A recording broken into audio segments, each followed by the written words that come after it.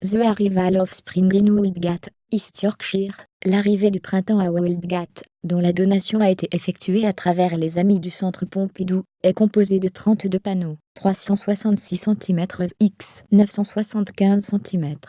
Elle sera exposée dans le forum du Centre Pompidou dès mercredi, et jusqu'au 23 octobre, date à laquelle se termine la rétrospective consacrée à David Hockney. Merci pour la générosité, merci pour l'élégance, merci à David Hockney de peindre, a lancé le président du Centre Pompidou, Serge Lasvigne, lors du dévoilement de l'œuvre dans le hall. J'ai trouvé un moyen de peindre de grandes peintures sans utiliser une échelle, a dit avec humour David Hockney, 80 ans, à l'AFP. J'ai donné la plus grande à la Tate Gallery. Mon assistant, JP, Jean-Pierre, m'a suggéré de donner celle-ci à Pompidou, et j'ai dit oui. En général, je ne sais pas où vont mes peintures, ça ne m'intéresse pas vraiment.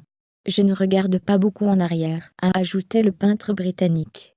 Il a aussitôt évoqué sa dernière passion, la perspective inversée, et les travaux de Paul Florensky, 1882 à 1937, mathématicien, physicien et théologien russe.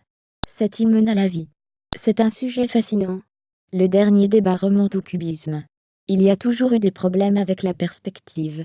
Avec la perspective classique, vous êtes un point mobile à l'extérieur de l'image. Mais si vous l'inversez, vous devenez une partie de l'image, et c'est beaucoup plus intéressant. Florensky m'a convaincu que j'étais sur le bon chemin, a expliqué David Hockney. Serge Lasvigne a rappelé le succès exceptionnel de la rétrospective David Hockney, 6.000 visiteurs quotidiens en moyenne, qui devrait figurer parmi les expositions les plus fréquentées de Beaubourg.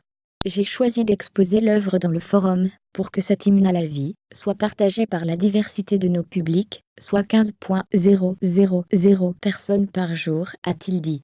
C'est un peu comme un sacre du printemps, a-t-il ajouté, saluant l'œuvre forte, généreuse et libre du créateur britannique.